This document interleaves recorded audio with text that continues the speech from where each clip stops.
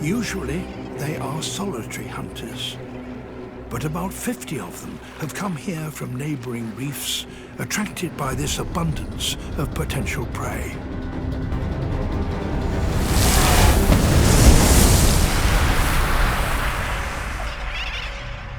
The fledglings stay out of the water if they can.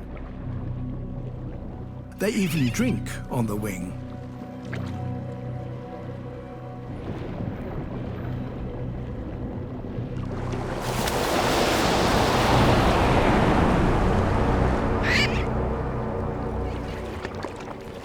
If the trevally are to catch one now, they have to up their game.